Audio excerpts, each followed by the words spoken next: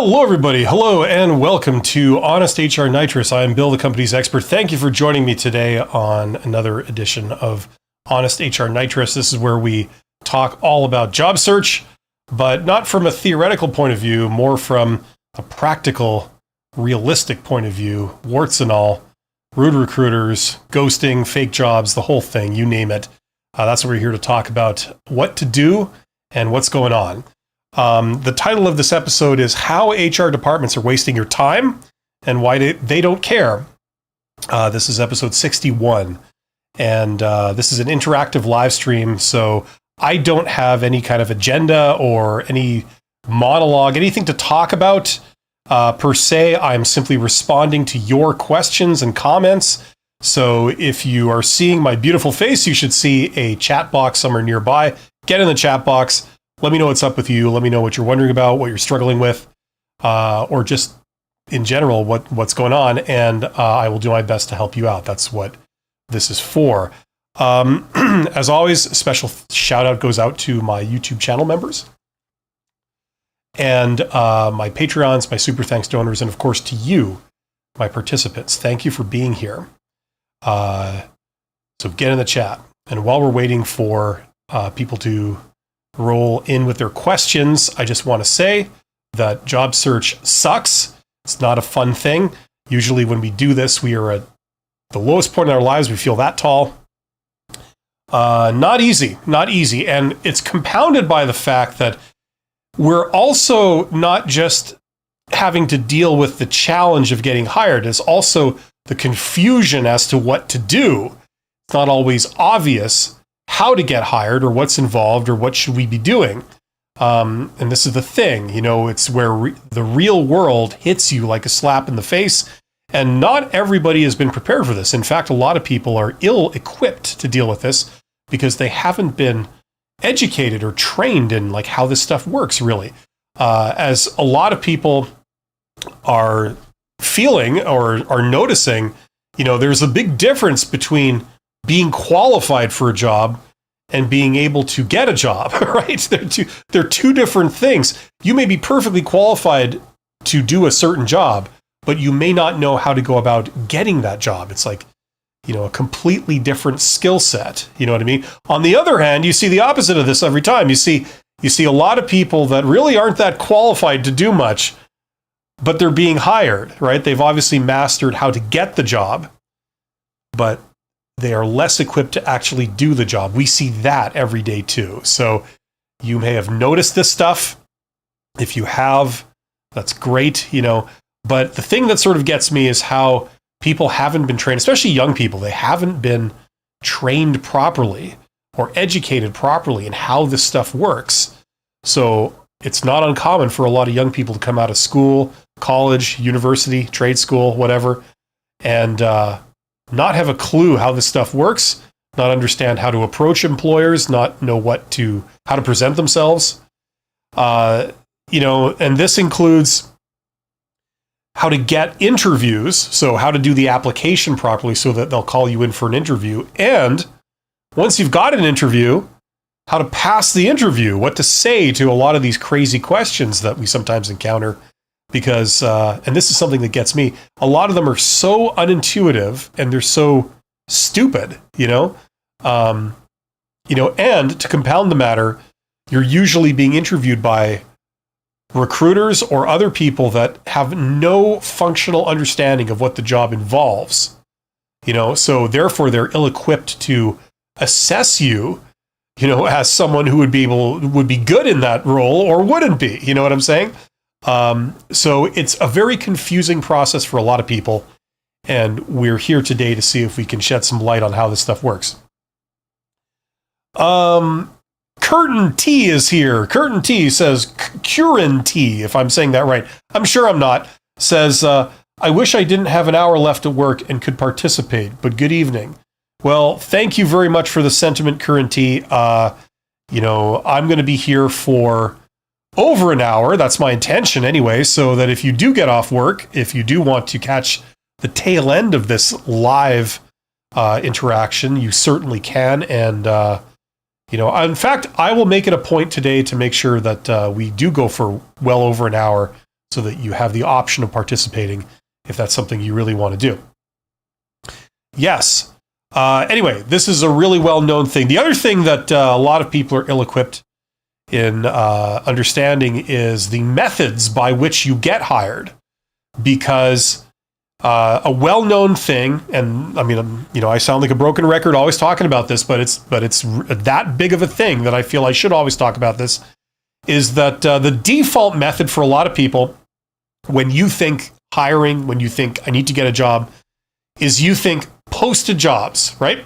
And these days you go on the internet, you see all the posted jobs. Usually you find them on job site or job posting aggregators like Indeed and LinkedIn. I'm not sure if LinkedIn is. I know Indeed is. Indeed is an aggregator. An aggregator is something that crawls the web and finds jobs and then just displays them all together on its page, right? So on Indeed, Indeed does post some jobs in itself, right? They're only available on Indeed. But mainly what Indeed traditionally has been is an aggregator. It finds jobs on company websites and stuff and then posts links to them on the Indeed site, right? So, there are other aggregators too. There's Monster, there's I think ZipRecruiter, there's a whole bunch, right? And that's what a lot of people think of when they think of like, I need to get a job. They think like, okay, I've got to look at job postings online, right? Now, that's not wrong. It's not stupid.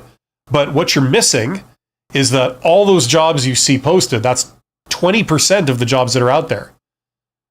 Like if you look at those jobs and you think, wow, this is depressing, there's really not much, or there's not much for me. The good news is that that's only 20% of what's actually out there, right?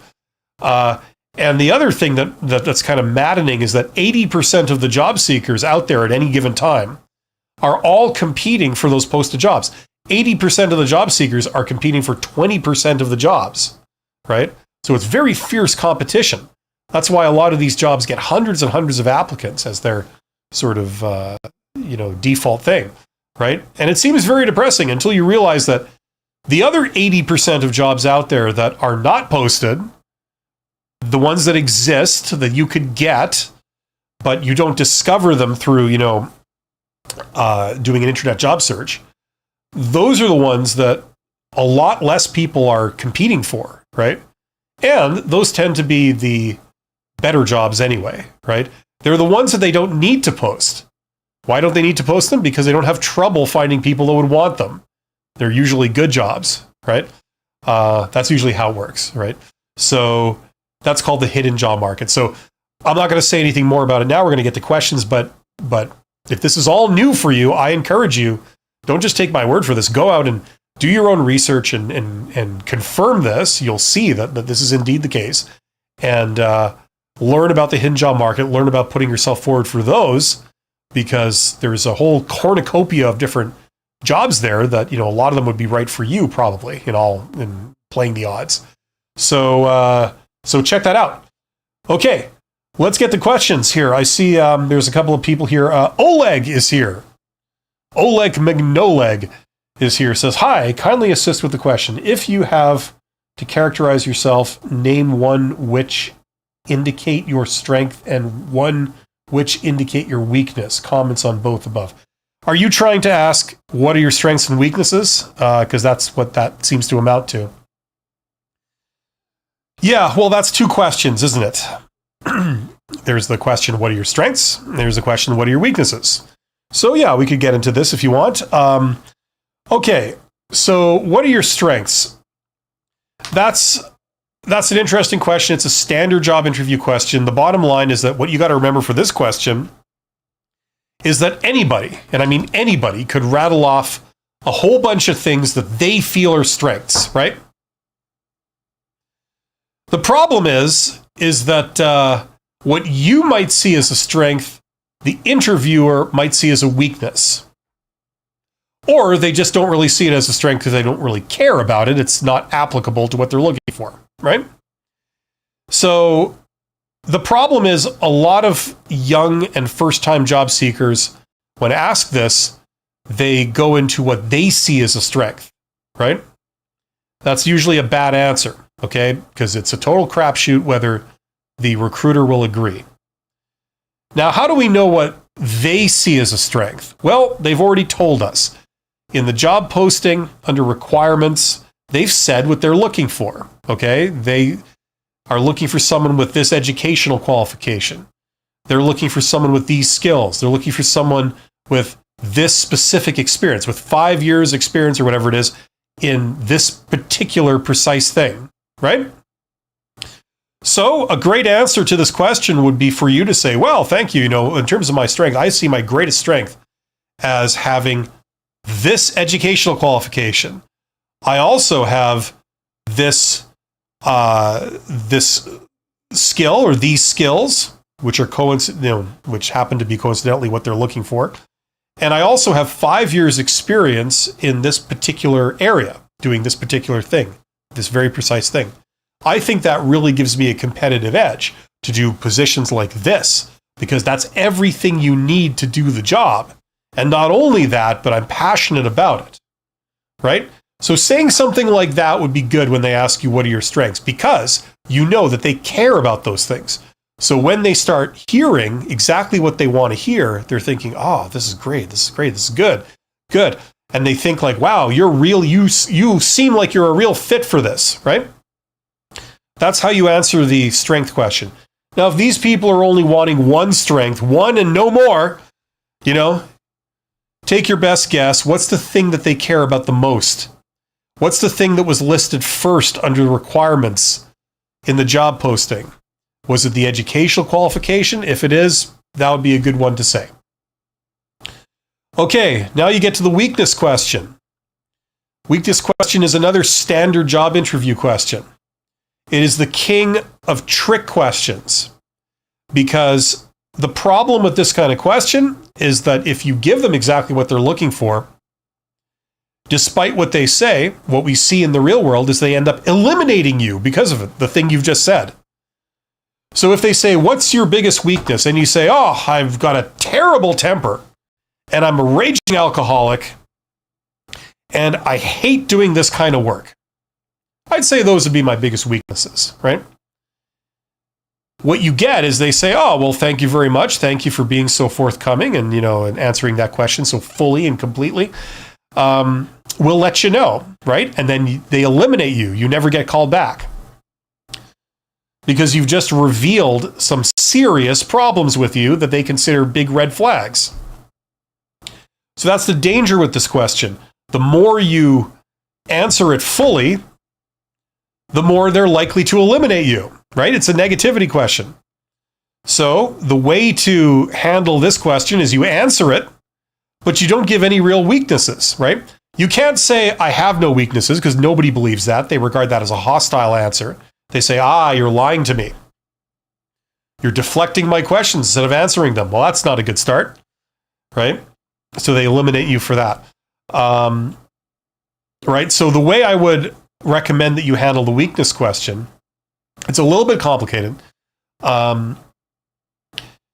Think of a trade-off. Okay, you do very good work, but it takes a bit of time. You work fast, but then, the quality isn't always there.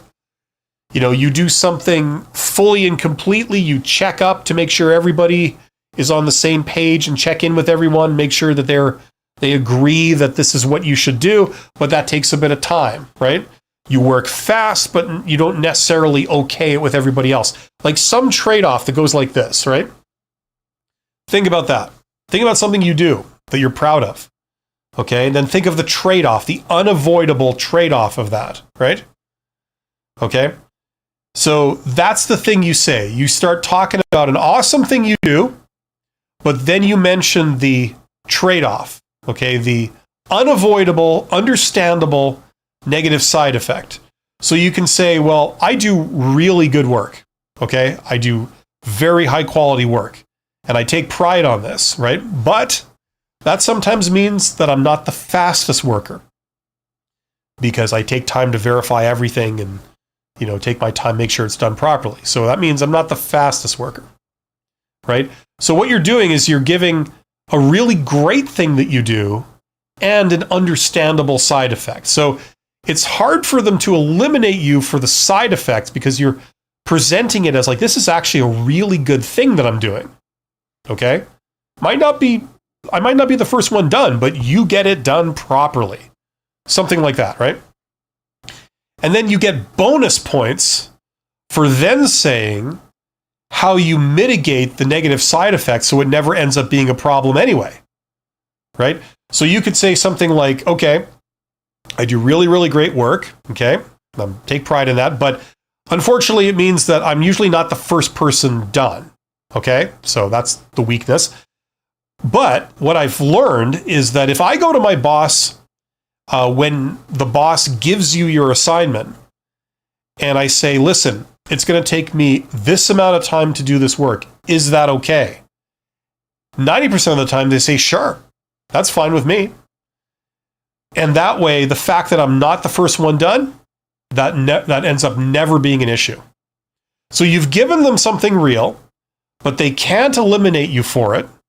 And then on top of that, you've also kind of told them two awesome things that you do, right? So that's like another reason to hire you. Okay, so that's how I'd answer the weakness question. So hopefully that answers your question, Oleg. The amazing Rando. That's awesome. I like your name. Says, that is so random. Says, how to answer about being fired from my last job. It was over a safety damage issue where I didn't report it immediately as per the operating procedures, but reported it the next time I saw the supervisor. Okay, so that's another standard job interview question, where they say, why did you leave your last job? Right? So the problem with if you were fired from your last job is, you see, if you were to ask a recruiter, you say like, okay, I was fired from my last job. It was because of this. When they ask me why I left my last job, what do I say? Right? If you ask a typical recruiter how to answer that question, what they'll tell you is they'll say, admit that you were fired, that's fine, but then say what you learned about the experience, right? We just want to know that you're self-aware and you're working on yourself and doing self-improvement, right? I call BS on that. Because the problem is, like I used to teach recruiters, the problem is that recruiters are taught a principle, and it's the basis of a lot of the job interview questions they ask in an interview. Certainly it's the basis of behavioral-based questions. It's the idea that past behavior predicts future behavior, right? So if you behaved a certain way in the past, you'll probably behave the same way in this job if you're put in the same situation. The problem is with this question, if you say, oh yeah, I was fired from my last job, according to this principle, that means that, okay, you're the type of person that gets fired. If you're fired from your last job, we predict that there's a higher chance that you're going to be fired from this job, right? So once again, you're handing them a reason on a plate to eliminate you. So you want to downplay the whole firing thing, okay? So this is what I would say. If you've been fired, okay? Now, you and I both know that, when you're fired from a job, okay? It can certainly be because you did something bad, right? That does happen. But it could also be because the employer is a moron, right? And, maybe the instructions were unclear. At least that's the explanation you're giving me. You're saying, hey, I was just following the operating procedures. But it turns out that, you apparently don't want me to follow your own operating procedure. You want me to do this other thing. Maybe I wasn't trained in that. I wasn't aware of that. So you fire me when really it's your own fault. You didn't train me in how to report this issue or how to handle safety issues like this. So I did everything fine. It's you guys that don't have your act together, right? The problem is that when you mention, oh yeah, I was fired, they're going to make immediate assumptions about you, and they're going to say, oh, well, you got fired, therefore you can't be a good employee, right? And a lot of times that's crap. The other thing is some people get fired from one job only to go and excel in another. We all know this, right? So here's the thing. When they ask you this question, keep this in mind, okay? A job interview is not a deposition. You're not put on the stand, okay? And just because they ask a question, it doesn't mean that you have to give full and complete information about, what the truth is, right? So for example, if they say, we need you to fill in your credit card number here. We need to know your credit card number, right? Just because they ask this, are you under any obligation to provide that? Absolutely not. We see this with the salary question. They say, what are your salary expectations? What is your current salary, right? We see questions like this, right? Are you under any obligation to provide that? No. It's a free country. It's a free country that you're in, presumably. You have the perfect right to not reveal that if you don't wish to, right? Especially when they're asking you about something that involves you and a third party, because that is none of their business, right? They are not entitled to that information. You can certainly provide it voluntarily if you wish, but they are not entitled to it, okay? Keep that in mind. We certainly employ this when we're negotiating salary. And what I'm telling you is that the same principle applies here, okay? They want this simple answer so that they can use it against you. They don't want to know the details of the firing. They're not going to take it into account. It's going to be regarded as a red flag if you were fired, period, right? Now, here's the thing. You don't have to reveal that you were fired if you don't wish to, okay? Now, I would stop short of lying, okay? That's what I highly recommend. If they ask you a question and the answer is clearly yes, and you say no, or vice versa, that's crossing the line. However, okay, you can phrase things differently. And it's a fine line between leaving a job and getting fired, okay? So what I would do is, if they ask you this question, why did you leave your last job? Because they don't know why you left. They don't know that you were fired at this point. Okay, simply say, I was ready to do more. Right? Now, if they really press you for more and you feel like you have to give more than that, okay, talk about something like, there's many things you could talk about. One example is to say, if this is true for you, you could say, well, my job changed. I was hired for one role for a set of duties. And over the course of me working there, that job, it morphed. It changed from the job that I signed on for to a completely different job that I did not sign on for. But what that did was it reinforced my talent and my enthusiasm for the original job. I was not interested in doing what it sort of turned into. It did reinforce my talent and my enthusiasm for the original job. And that's why I'm here. Because I have the talent and I have the enthusiasm for this type of job. Something like that. Like, that's kind of a nice thing you can say if that remotely describes your experiences with your last job. Okay? So if you were terminated with cause, I would try every trick in the book to not reveal that. I would say I left. I would say, it was because of, I just didn't like where this was going. I didn't have a super great relationship with my supervisor, or they changed the supervisor on me. And, even like the more you talk, the worse it gets, because those could all be regarded as liabilities. So I would just keep it to, I was ready to do more. And then talk about what you're ready to do and have it be positive, rather than going into all the gory details of what got you fired and, how you didn't get along with people and, how this didn't work out, right? The more you talk about that stuff, the less your chances are that they're going to select you. Hopefully that makes sense. Reese says, would you talk a bit more about how to convince a hiring manager to give me a chance when I'm changing careers? Yeah, sure, we can talk about that. Do you know what an informational interview is, Reese? That's usually what you have to do. You have to do informational interviews, okay?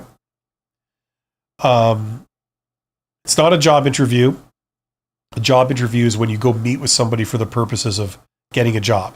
An informational interview is when you go meet with somebody for the purposes of getting information. It has nothing to do with the job, and it shouldn't have anything to do with the job, okay?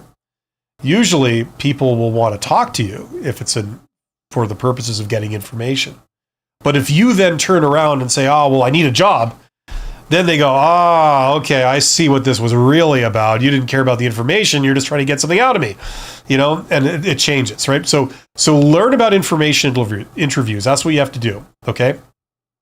Now, the idea is that if you are speaking to somebody in an informational interview, okay, you're asking intelligent questions, you look professional, you sound professional, you're getting along with them, you have a bit of chemistry, you kind of click, you're the same type of person to some degree.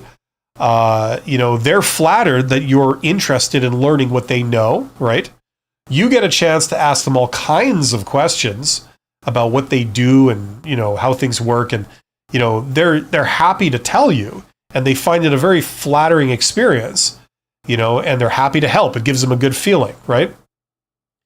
And,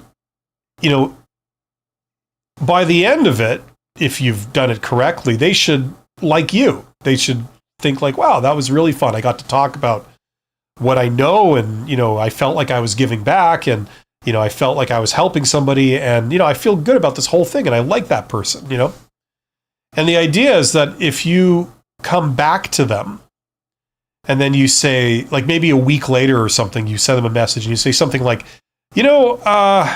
I've been thinking about what you said, and actually that sounds really, really cool, And I never thought about it that much until this point, but, if there were an opportunity that you might have there, let me know, because, I would very much like to try that, to work in that area. It sounds really fascinating. It sounds like I can contribute a lot. It speaks to my skills, so if ever something comes up, please let me know, that kind of thing, right? Now, at that point, you have a very good relationship with this person.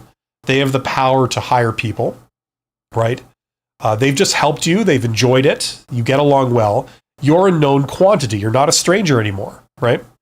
So if there is an opportunity and it's like not super mission critical, they may want to say yes to that. They may say, actually, that would save me some work. Like if you could do this and, you're capable of doing this, that would be good for me. One less thing I have to do. And I do like you, and I do, you're interested in the stuff, and, you seem to get along very well. So, that's like a perfect situation, right? So if there is an opportunity there, then you're like in prime positioning to get it, right? That's how you can change careers, by talking to a hiring manager. Okay, that's probably the way I'd recommend doing it. So if you don't know what informational interviews are, or you've never done one, learn. Okay, it's not that hard.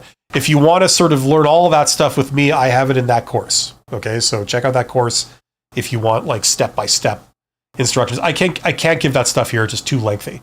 Okay, and there's more than one way of doing it. Okay, so that's where I put all that stuff.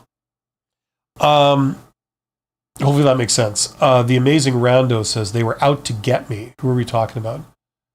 The firing. Yeah, like that's the thing. There are some bad employers out there. I mean, hello, this is a well-known thing. Why is it now that you're in a situation where nobody wants to hire you because it didn't work out between you and some jackass company that screwed up and blamed you for it? Why should you have to pay the price? You know what I mean? So these questions they ask about, why did you leave your last job? If you were fired from your last job and it was something like that, you shouldn't have to, look like a terrible employee because of that terrible company. You're trying to move away from them, You know what I mean? I was thinking about keeping it SOP related, not bad mouthing, but not giving yeah, okay, well, or you could just do what I said. Amaze says, I just realized that I mistakenly listed the wrong major on my resume due to ChatGPT. Now I have an interview. What's the best way to clarify this mistake to the recruiter without damaging my chances? Okay, so if you go back to the recruiter and you say, I'm sorry, there's been a mistake, the resume that I sent you due to a clerical error or a typographical error says that my major was this. That's not actually the case. Do you think they're going to say, that's fine, come in for the interview anyway? Okay. Maybe they will if it's something trivial. Like if it's the fact that you majored in that was not what we looked at when we decided to bring you in. Okay. Now, look, okay.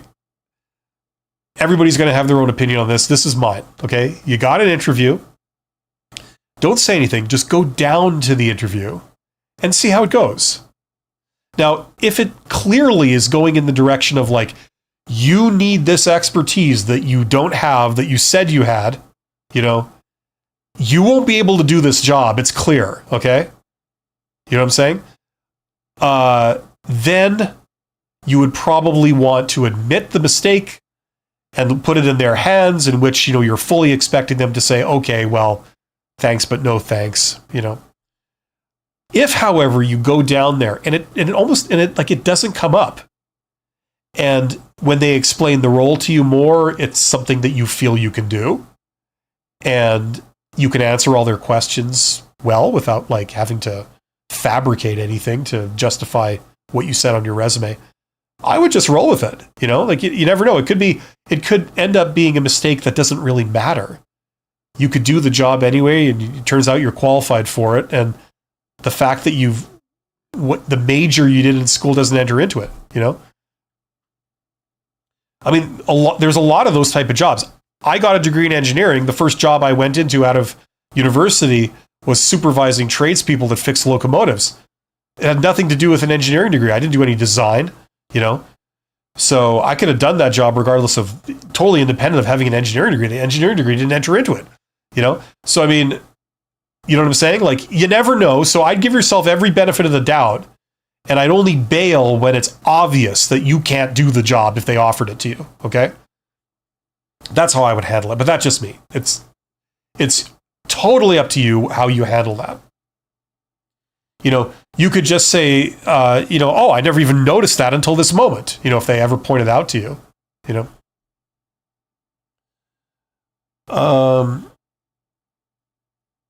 Mehmet says, hey, Bill. Hi, Bill. What do external recruiters look in a candidate as they don't know the role as much as a hiring manager? Well, it's pretty simple. You see, what they do is, there's a lot that goes into an employee that fits for a role, right? More than just technical qualifications, right? There are some people that are highly qualified, but they're insufferable. You can't work with them. Okay? Then there's people that are qualified for the role, but they are completely uninterested in doing that role, right? I mean, I'd like to think I could be one hell of a garbage man, I probably could, but I have no interest in doing it. It's not about the technical qualifications. It's about what your passion is and what you're interested in doing and what you regard as a good fit for yourself, right? So there's a lot of people that they're technically qualified, but they have no interest in doing the job, or they don't have the soft skills necessary to do the job. Like, let's say, you're really antisocial and you're interviewing for a job where you need to interact with a lot of different people as part of that role. And you need to maintain really professional relationships, like it's very important. You're doing industrial sales or something like that. You're a technical person, so you can speak to all the technicalities of the equipment you're selling, but you don't get along with people. You know what I'm saying? So you would not be a good fit for that role. And it's nothing to do with your technical qualifications. It's to do with your personality and your soft skills, So there's a lot of other things besides technical skills that make you a fit for a role.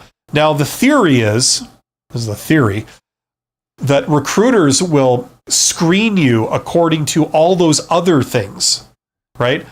Are you interested in the role? Do you have any kind of passion for this type of work? Do you understand how to communicate professionally in a professional environment? Do you understand how to be diplomatic and how to be courteous to people?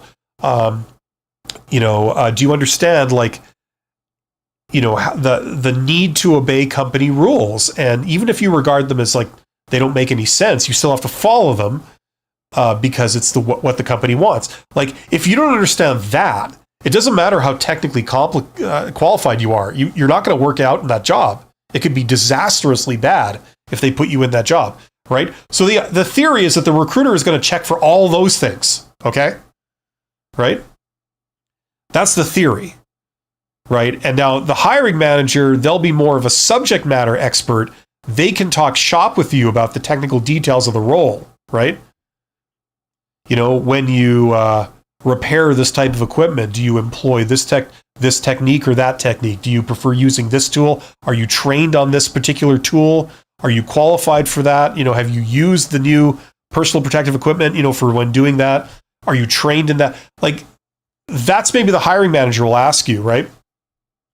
But the recruiter might ask you a question like, in 5 years from now, where do you see yourself? And you stupidly say, oh yeah, in 5 years, I see myself, being a world champion dog breeder. That's what I really want to do. I got some real passion there. I've been in that game for years, just kind of on the side. I hope to turn pro in a year or two and really make that, what I do, right? So the recruiter says, oh, well, thank you very much. That's very forthcoming of you. And then they eliminate you because they say, this is not what you want to do. You don't want to fix equipment. You want to be some kind of dog breeder. So if we hire you, your heart's not going to be in this, and you'll probably quit after a year to go breed dogs, So that's the kind of division of labor. The recruiters look for all those other things. The hiring manager might be able to talk shop with you more about the technicalities of the role. There's no point in putting a candidate in front of the hiring manager to assess their technical skills when they've just said, I'm desperate for a job. I don't really give a crap about doing this, but whatever, I'll do anything for money. Their heart's not going to be in it. They'll probably leave, or they feel that this job is beneath them. They're not going to stay long term, not when they've said stuff like that.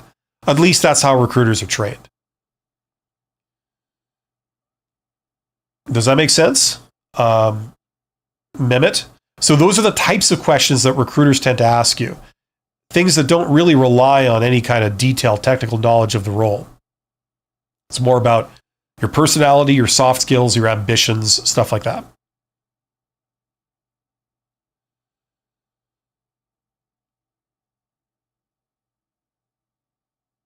Patrick H. says, isn't I resigned a good response? If you ever about to get fired, ask if you can resign first. Yeah, sure, I suppose. Doesn't do any harm. The amazing Rando, I want this job, and then why? Okay, what's that in response to? Rely on transfer. Yeah, it's a good thing to say that, but I think you were asking me with regard to when they ask you, why'd you leave your last job? Now, if you say, why, when they ask you, why'd you leave your last job? You then say, I want this job. That would probably not be the time to say that, right? Usually the time to say, I want this job, if you're going to do that. Sometimes it can be challenging in interviews because you don't get a word in edgeways. They fire a series of questions at you and you don't really have a chance to speak freely about what you want to say, what you want them to know. The nearest thing would be the question, what are your strengths? Then that they give you an open floor to kind of say what you want that's good about yourself. Or the variations of that question, like, why should I hire you? Why should we hire you? That's essentially saying, like, what are your strengths? Like, make a case for yourself. Like, why are you the one? Right?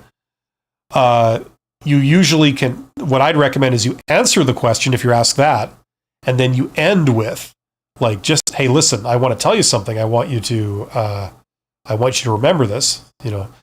I want this job.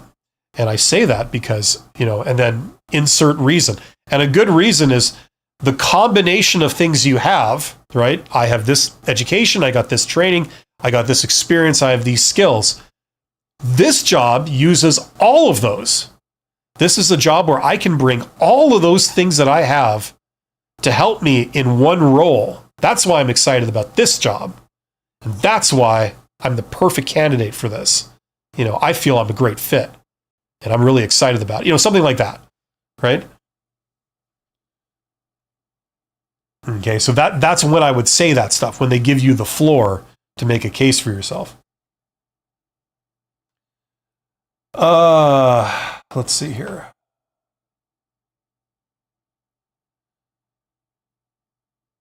Ash says, I think I nailed the screening. First and second interviews with the director and VP. I've prepped and have gotten into my background, several behavioral questions, had a sprinkle of culture. How would you approach going into the third interview with individuals you've already met? And the first and second interview, they're both an hour each, feel a bit repetitive, redundant. Okay, well, listen, there's two possibilities. One is that the company doesn't know what they're doing, in which case anything can happen. It could be a repeat of a previous interview. And I've seen that, right? But what's more likely is, assuming they have their act together, what they're going to do is they're going to go deeper, okay? So you're going to have a second interview, or third, or whatever it is, but it's with the same people, okay? So usually when that happens, what's going on is that the first interview is more of a screening. It's more of like, we just want to check that you have this and this and this and this and this. Okay, we've done that, so you pass. When they bring you back, right, now they're wanting to take a closer look at you. And they might go into like, okay, so last time I understand that you have this. Let's get into that. What are the details? How did you get that? What did you do? What are your accomplishments in that role? Like they'll go deeper, right? That's the idea. Okay. When you get a second interview that's with different people, usually it's like a replay of the first, more or less.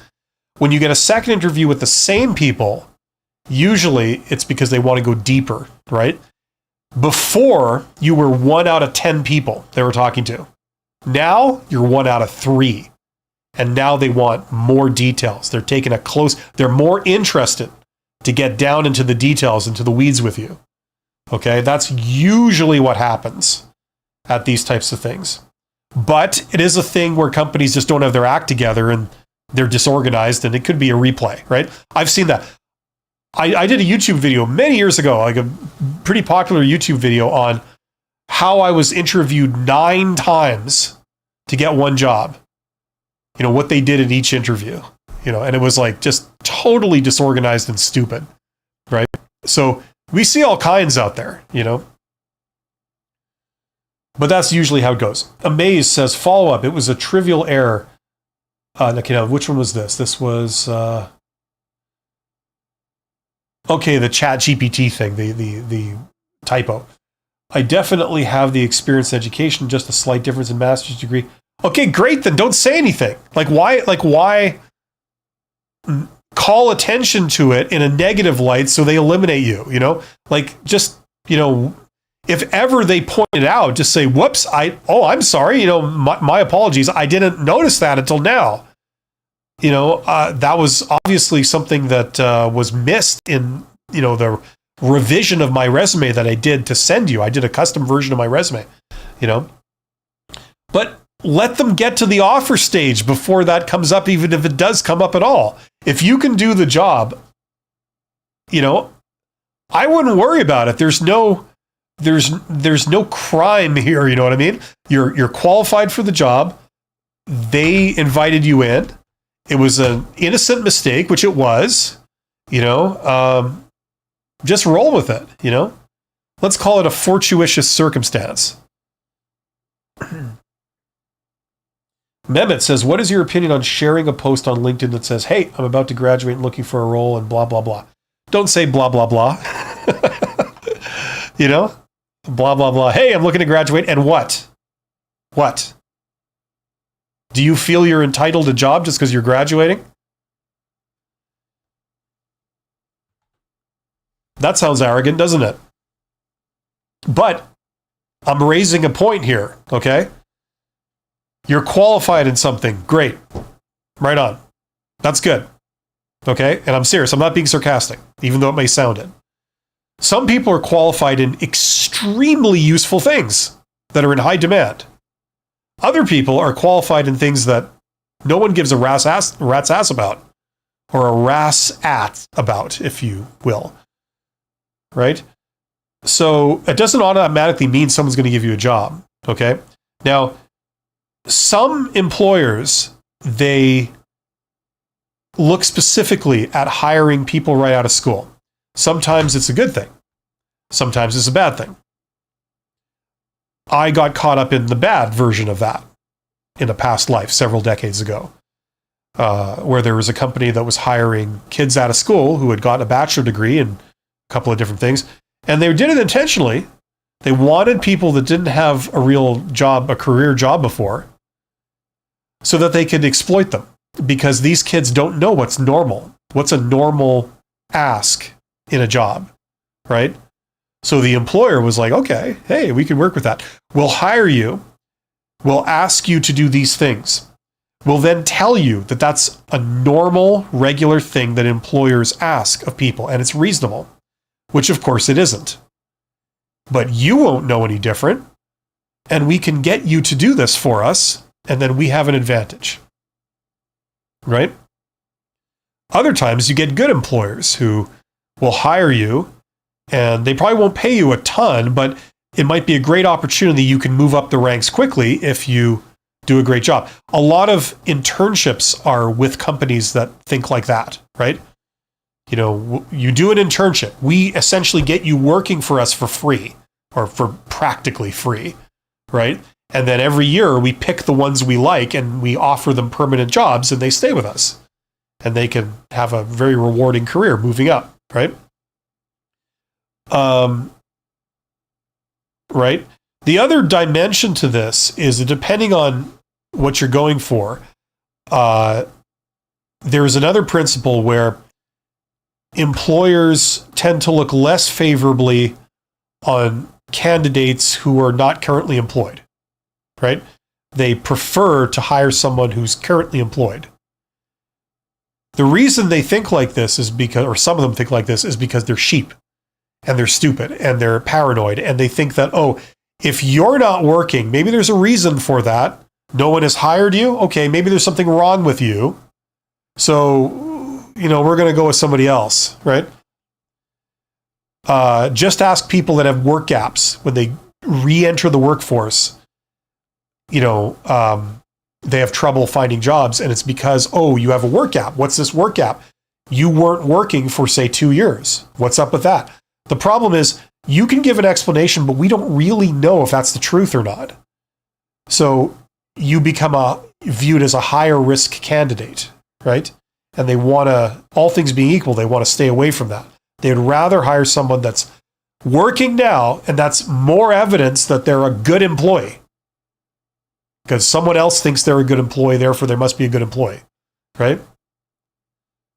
So the problem with advertising, oh, I'm open for work. Like on LinkedIn, you can put that little, what is it, like a flag or something? It says like, I'm open for work. You know, it's good in the sense that, okay, like it makes you, I think, more visible to the recruiters on LinkedIn or something, but it's bad in the sense that, like, according to this principle, the work gap principle, it follows that you're a higher risk candidate. You're not working. Why is that? Why haven't you found a job yet? Is there something wrong with you? You know, we all know that that's usually crap, right? But that's not how employers think. They tend to be paranoid.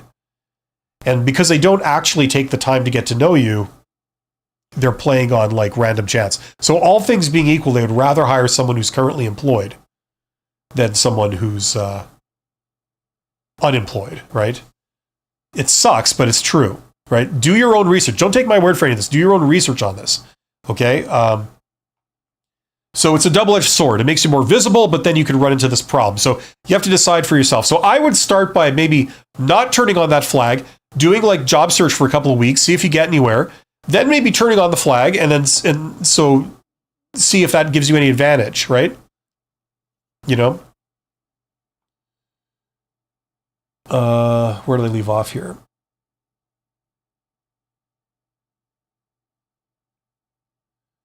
The Amazing Rando says, sorry, you only look at chat after answering a question. I was providing ideas for other questions. Yeah, well, I get it in the feed, right? So it's like first come, first serve kind of thing. So everyone's chat is all mixed up together with everybody else's in like one feed, you know? So what I'm doing is I'm trying to go back and like, oh yeah, you were this person or you were that person. I'm trying to get the context. But the annoying thing for me is that I'm reading this feed, and while I'm talking, the feed goes vroom, like that. So it's like, okay, where did I leave off? I have to go and find where I left off. That's a me problem. It's just the technology I'm using. I'm using Streamlabs OBS, everybody. Streamlabs OBS, which I do not recommend. I've had God knows how many problems with this. Not to mention the fact that your comments are not showing up there. That little blue thing, that's like a little text box that gives feedback of what I'm seeing, right? But of course, that they broke their own feature on that with an update. So, so that doesn't work. Anyway, I'm just venting for a second. Let's get back to this. Danielle says, when you go to a company in person regarding a posted or non-posted position, do you ask to speak to a recruiter or a hiring manager? Well, it depends. Are you going for a posted job or a non-posted job? If you're doing a posted job, what I'd recommend is apply. In that case, I would recommend you apply in person. Okay? Like instead of applying online and then going to the company and trying to talk to a recruiter about it or something. Like, okay, maybe you've contacted the recruiter and you have a meeting. That's one thing. But if you're just sort of like going to the company, what I would recommend is you go apply in person. So what that means is, what that would probably look like is, and this is something I highly recommend. I've had in the past when I taught this in university, I had like many students that got hired this way. You walk through the front doors of the company, you're most likely going to get to some kind of reception desk, okay? And there'll be like a receptionist or an office manager behind the desk, right? And, you're not going to sort of talk to them. You're going to want to talk to the hiring manager, not a recruiter, a hiring manager, right? So the head of department of whatever department, some manager that's in charge of some group where you would presumably work, like people like you are being hired to work in that group.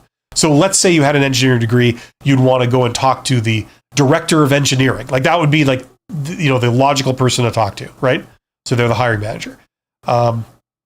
So you walk up to the front desk, you say, hello, my name is, X, and I'm wondering, could I speak, please, to the director of engineering? Are they in the office right now? Now, the answer 90+% of the time is going to be, no, I'm sorry, they're not available right now. And you say, no problem. Listen, if I left something here for them, could you see that they get it, please? Now, 90+% of the time, the receptionist or the office manager will say, sure, yeah, I'll make sure they get it. You say, okay, no problem. What is their name? Like, if you don't know their name, it'd be nice if you knew their name. This is for John Smith or Jane Doe or whoever. So you know who it is that you want to talk to. But just in case you don't, you ask them, you say, like, I'm sorry, what is their name? Could you tell me their name? And they would, a lot of times they'll tell you, they'll be like, sure, well, that's Jane Doe, they're the director of engineering. So this would go to her. And you say, like, okay, no problem. So, okay, excellent. So I'm going to leave this here. If you could see that Jane Doe gets that, I'd really appreciate that. Is that cool? Is that okay? And they say, absolutely. You say, okay, great. Well, thanks. Well, it was great meeting you. You have yourself a great day. And then you walk out. Okay, that's all you do. You're not there to force yourself on anyone or do anything weird. That's all you're doing, right? You're being super professional, super polite, and you're just leaving something, right? Now, the idea is you go away, and now you follow up. You call the company, you call the switchboard, you try to get routed to Jane Doe, the director of engineering. Okay? If you do it after hours, you're probably going to end up leaving a voicemail. You say, hello, this is X. Listen, I was just following up to see if you received something that I left for you at the front desk. Okay? If you haven't received that, please check with the front desk. My number is this, this is my phone number, whatever, I look forward to hearing from you, or just to ensure that you receive that, or I will follow up again in a couple of days. Thanks, and have yourself a great day. Okay? So hopefully they've received it and they see that, like, oh, this is the person, right? Now, what you're doing is you're applying for a job. Okay? So what you've left is you've left maybe an envelope with your like a hard copy of your resume, printed on paper or something, maybe with a cover letter, something like that. You could have all of this there, or you could say it over the phone. There's many ways of doing it. And, say, like that's the whole point. Now, if you get them in person, which is ideally what you should try and do, then you can have a bit of a conversation. Say like, listen, I just wanted to make sure you got it. I think that I saw this job post. I think it's a fantastic opportunity. And I'm looking forward to, if ever you guys are interviewing, I hope you will select me. That's all. Thank you very much for your time. Something like that, right? So now, what's the point of doing this? Well, okay, you've applied for the job, right? Then maybe if they insist upon doing it online, you go back and you apply online. Okay, so fair enough. What's the point of all this? It's so that, first of all, you've signaled how enthusiastic you are, how committed you are to this. How many people do this? Not very many. If they received 700 candidates online that applied for this, how many of those do you think walked through the front door and met the receptionist and left a voicemail or spoke to the hiring manager? Probably one. You. Okay? So already you're elevating yourself above the entire crowd. All these stack of resumes, as it were, that they've received, right? You're the only one that has signaled how enthusiastic you are. They've also got a sample of how professional you are, like on the phone, how dedicated you are. And if you had a actual conversation with the hiring manager on the phone, they've had a bit of an exchange with you. So they can tell, you're professional, you know your stuff, you understand how to deal with people, your communication skills are very good, things like this. None of the other candidates have demonstrated any of this at this point, right? Now, assuming you're qualified on paper, you have all the things that they said they were looking for, right? Who are they going to bring in to interview for this? They're going to bring in you. Why wouldn't they? They haven't met anyone else. You're already head and shoulders above every other candidate so far, right? So if you're wanting to do a posted job, this is what I'd recommend, okay? You're not there to force your way into the company. You're just, here, I'm just going to leave this here. Could you see? And the receptionist has met you. So sometimes, especially if it's a smaller company, the hiring manager, who's like the boss, they'll come down and talk to the receptionist and say, hey, this thing that I received that you put in my mail slot, did you see the person that delivered this? And they'll say, yeah, I talked to them for a couple of minutes. And they'll be like, how were they? And they're like, oh, they were really nice. They were professional. They're nice. They were wearing a suit. That's all I remember. They're like, oh, okay. So you got along okay. No red flags. Yeah. That's another thing in your favor. Does that happen every time? No, but it happens a lot of the time. So that's what I would advise to give you a little bit of an edge. Now, do you do this for every job? No, that's labor intensive. But if it's like a dream job, it's something that you're really hoping you can get, it may be worth doing it then. Okay? As for your question about dealing with a hiring manager, you like, okay, so we talked about the recruiter, right? And I told you, well, you should talk to the hiring manager, right? Now the hiring manager has seen you. If they've got a recruiter like micromanaging the sort of first round screening, they can talk to the recruiter and say, I'd like you to bring in this person too. Would you mind? Because they've got your resume, they've got your contact information, they've spoken with you. And the recruiter might also have gotten your application too. So officially, they've got everything they need. Okay. If you're the other way to do this, of course, is to do an informational interview. That's a whole other thing. I kind of talked about that a couple of minutes ago, like 10 minutes ago. So you can rewind or just learn about informational interviews. That's where you reach out to the hiring manager directly and say, I'd very much like to speak with you. Okay, so there's a way of doing that. If you want to get my way of like doing all of that properly, that's all in that course. Check out that course. There's a link in the description. That'll walk you through everything with templates and examples and all that kind of stuff. Okay, where did this leave off here?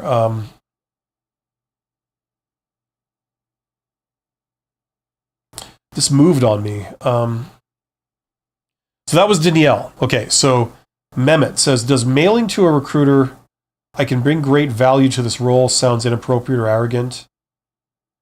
I'm in Norway where bragging is seen as unacceptable. That's not a thing even in Norway, just so you know.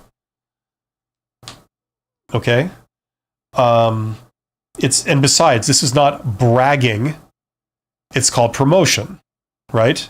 How is someone to hire you if they're not aware of you?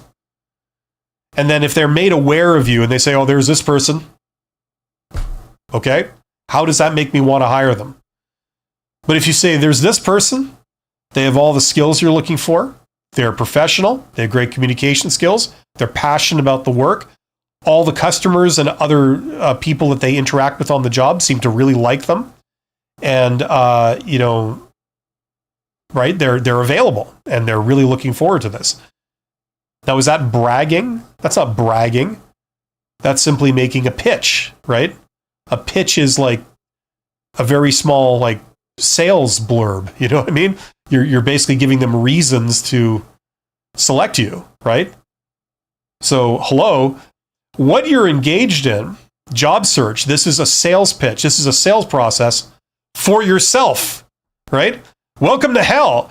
If you're not from sales or anything, I'm not from sales. If you're not from sales, this probably seems alien and weird and kind of slimy to you, but it's not, you know? When you go down to a job interview, basically what you're trying to communicate to the interviewers, you're trying to say, look, all those other candidates that you've spoken to, that you're looking into, okay, forget all of them and hire me.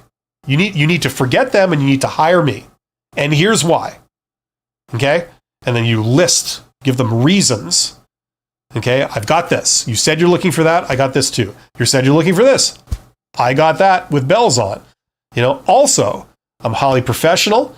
I have a lot of maturity. I understand how to act appropriately in a business environment. You know, I have very good communication skills. I'm a very patient person. I understand the need for professionalism. I present myself very professionally and conduct myself very professionally. And I'm very ambitious. I'm really passionate about doing this type of work. And I think this is a tremendous opportunity for someone like me. You know, I would be very, very happy to be in this role, and blah, blah, blah, blah, blah, right? Now, is that bragging? It's not bragging because they're listening to pitches from one candidate after another. Now is your chance. You got the floor. So make a good case for yourself, It's not unacceptable. It's not inappropriate. It's what you're expected to do if you want to get hired. If you really don't want to brag, then don't apply. Because applying for a job could be seen as a form of bragging, right? How forward is that? Putting yourself up? Obviously, I'm being facetious, and I mean it it's coming from a very good place, okay, Mehmet? I think you're awesome, and you are awesome, and you're highly employable, and you're going to get a job. But this is not bragging. This is not anything inappropriate. This is what people do, right? When you go to the supermarket and you see a big sign for this product, buy this product. It's the best thing ever, right? And it's cheap, and you'll love it. Is that bragging? It's called advertising, right? What's the result of that? Well, it turns out they sold 200 units of this product, whereas the competitor sold one, right? Because the competitor didn't have a sign. You weren't even aware of the competitor's product, right? It's called promotion. Okay, so there's nothing negative about it. Dave Popovich says, based on your past comments regarding networking, does applying through the Hinge job market potentially limit the number of candidates competing in the process? So let's see here. You can talk to 800 candidates that applied over for an online job posting. About 400 of them were absolutely, immediately, obviously unqualified for the role, right? The other 300 there was something wrong with their application. Okay, they said something weird. They didn't have some thing, or they wrote you a cover letter that was riddled with all kinds of grammatical errors. There's issues with that, right? There are about 50 that were real contenders. Like this person looks pretty good. They seem to have everything. There's no red flags, right? Of those 50, we selected maybe 6 to bring in for interviews, right? Okay. Of those 6, we selected 1, right? So we got our 1 candidate. Do we know that they're the right person for the job? What's the retention rate for jobs in companies that you're familiar with, do they ever hire someone that doesn't work out in the sense that they leave after maybe 6 months or something? That's not what the company wanted. They want the person to stay for a lot longer than that, right? Do you ever get people that underperform, right? So even after that process of like starting with 800 people, you still get someone that's a dud. That's quite common. And we're seeing even more of that as we go into the future. The retention rates are going down and down and down and down, right? Now, of the people that you do stuff in the hidden job market with, okay, if you talk to a lot of hiring managers, what I suspect they'll say, and this is what I would say in my experience, but I suspect this is true across the board, is that you're starting with maybe 5 candidates, maybe 5, right? And you're selecting one of the 5, and not only if you look at like their retention rates and how often they work out versus they don't work out, if you look at that from a job that you hired on the hidden job market versus a job in the posted job market, I suspect a lot of hiring managers will echo me when they say that, we had better results with a candidate that we hired in the hidden job market. Okay, so that's what you're looking at, right? There's nothing that says someone that, recruiting in the posted job market gives you better results. In fact, it usually doesn't. And when you know what they do to hire someone in the posted job market, you can see how that's true. You're hiring a stranger. Their ability to write something down in a resume and a cover letter makes you want to bring them in. It could be a total fabrication, total exaggeration. This person could be a psychopath. They could be a liar. You don't know, right? And what? You're supposed to detect that after getting a recruiter who's an entry-level employee to spend maybe an hour and a half with them. You think they can detect that in an hour and a half, right? Of just listening to them? No, they can't. But don't take my word for it. Go do your own research into this. You'll see. Look at the retention rates. Look at, the different things they've tried over the years. Look at studies that study this stuff, okay? The reason why the hidden job market stuff tends to work is because a lot of the time, either the hiring manager knows the person, right? So, I know this person, I've worked with them. Or I know this person, I've encountered them in some other capacity, right? Or it's a personal recommendation from someone that they trust, like a coworker or a subordinate. You're a manager, your number one employee has put their professional reputation on the line to recommend their previous coworker or their friend or someone like that. So it's like, okay, now I'll give the friend a chance. But if this person doesn't work out, I'm not going to trust you ever again when you recommend a person to me. You know what I mean? They're standing to lose if this doesn't work.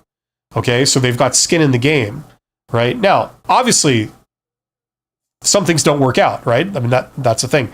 But the reason why going with someone that you know or you've interacted with or you're aware of, or someone that you don't know but has been recommended to you, right, by someone you trust that you do work with, there's a lot in that. That really does matter. Now, the thing is, the hidden job market, you can do direct outreach to companies and be that candidate. You don't need to know anybody. You just reach out to the company. You have an informational interview with the hiring manager. Like I described this about half an hour ago on this live stream, where you get an informational interview, and it's a true informational interview. You're not talking about jobs, right?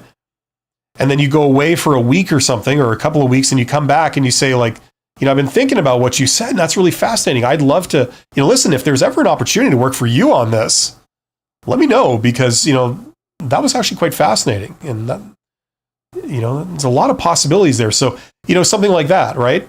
So all of a sudden, you're that hidden candidate, right? Like if you want to refer to it like that. Okay. Now, look, I'm not here to convince you of anything. If you've never done any of this kind of stuff, you've never interacted, you've never gotten a job in the hidden job market, you never even pursued a job in the hidden job market, look, I'm not here to convince you. You don't have to take me on trust. Go out and learn about this stuff. All I'm trying to do is I'm trying to convince you that this is a thing, because it is.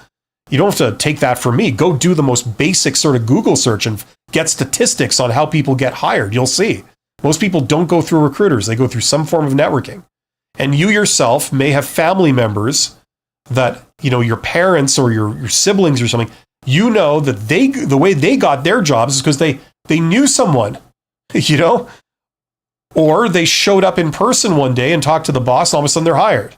Don't have to take my word for any of this. I feel that when people ask me these questions about it, it's like they're like, they're very skeptical, and it's like, okay, fine, but go out and get your information from a variety of sources and learn all you can about it. Then start doing it. Try it. Okay? I'm just trying to point people in the right direction.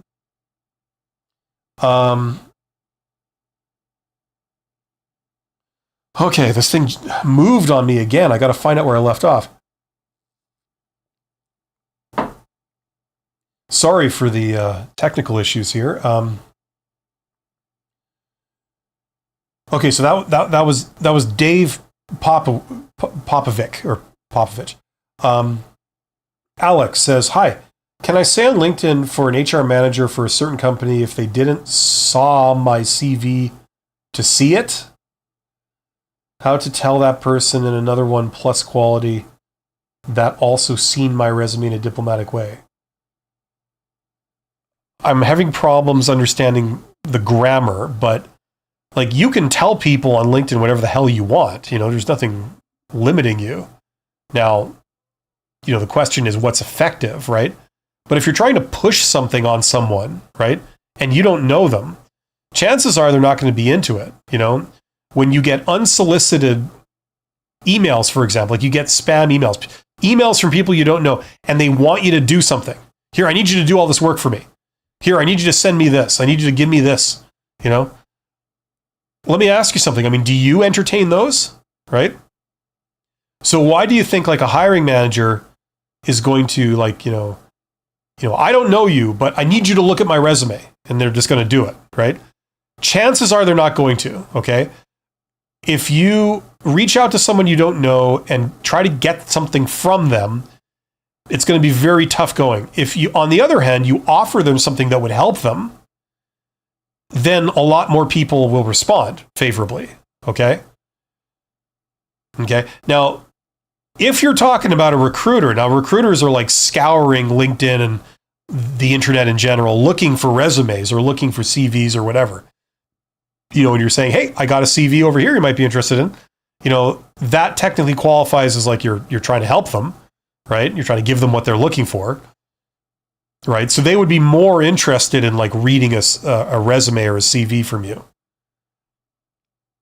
Okay.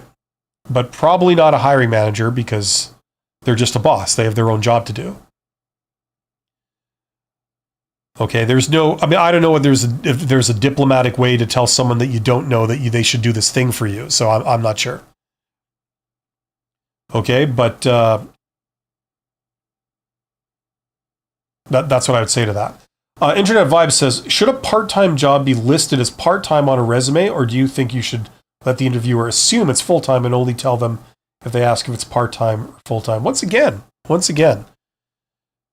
this is not a deposition.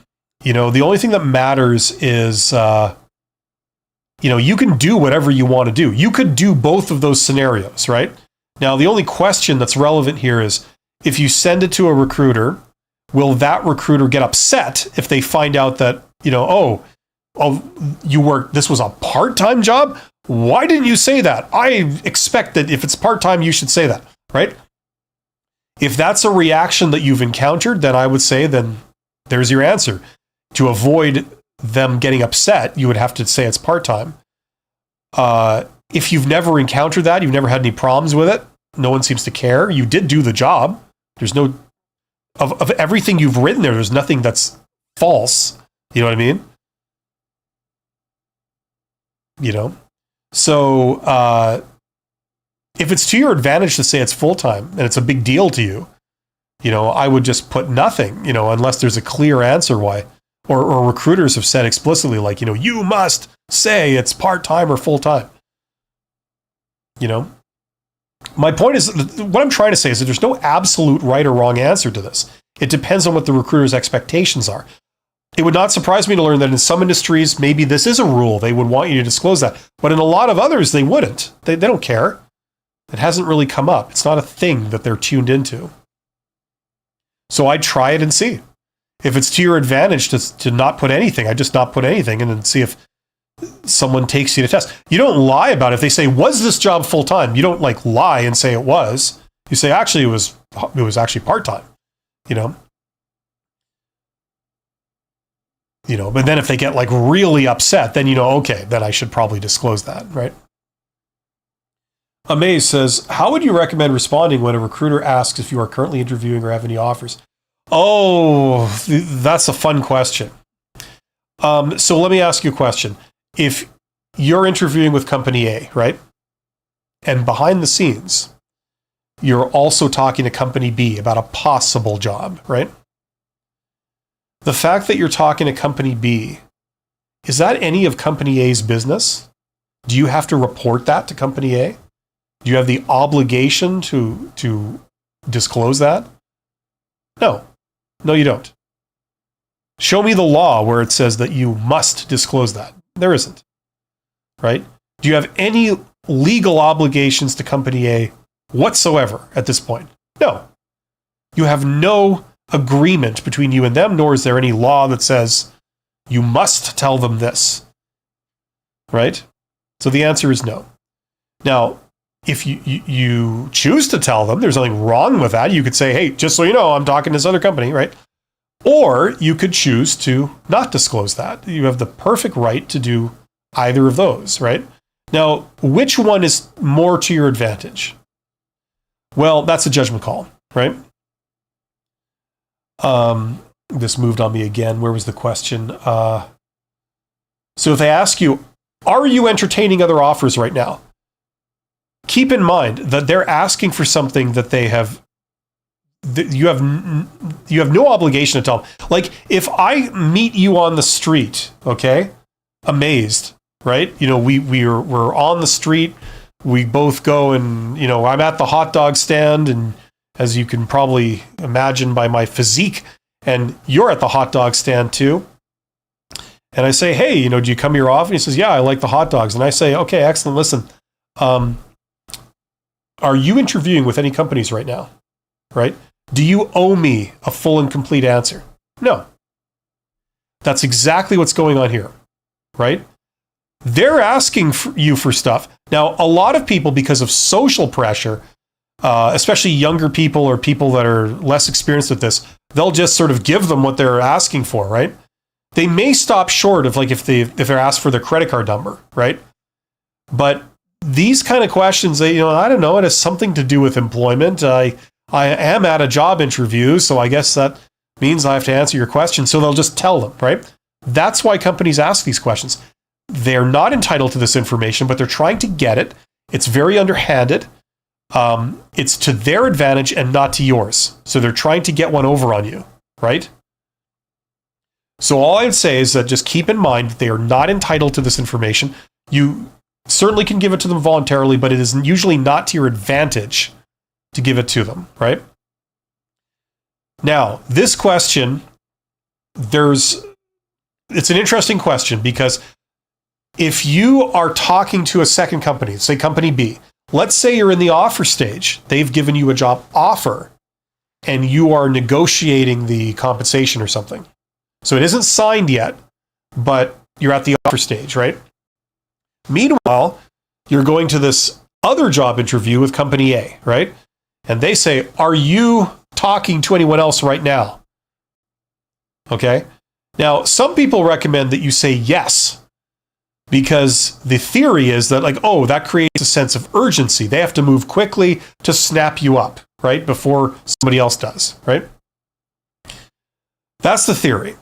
In reality, I don't see that. I see recruiters are saying, I'm not going to be hurried up. I mean, I got my own schedule here. I've been given my own time constraints for this. That's what I'm going on. I'm not going to all of a sudden work overtime and, shift this into high gear. I got other things on my plate too. You know what I mean? So I'll get to it when I get to it. You know what I mean? I don't see them, a lot of them, being hurried like that all of a sudden. Instead, I see the opposite effect. I see, oh, you're already kind of spoken for. Well, we don't want to get into a bidding war. It'll probably be very expensive to get you as an employee because someone's already made you an offer, you know, and we'd be competing with them. And that means we can't just offer you the rock bottom price that we normally would, right? And you feel like you have no other choice than to take it. So I see that sometimes backfire, okay? Alternatively, you can say, no, I'm not speaking to anyone, you know, no, nobody to speak of, right? Now, that the reasoning is that, okay, there's no urgency, but that might be good because it's like, I'm not going to be hurried. You're still open. You're still on the market. You're an attractive candidate. We could, nobody's about to snap you up. So I feel comfortable recommending to the hiring manager that we should go with you. Because if you're about to be snapped up by another company and I recommend you, we do all this work to extend you an offer and then you turn around and say, sorry, I've already got a job somewhere else. Goodbye.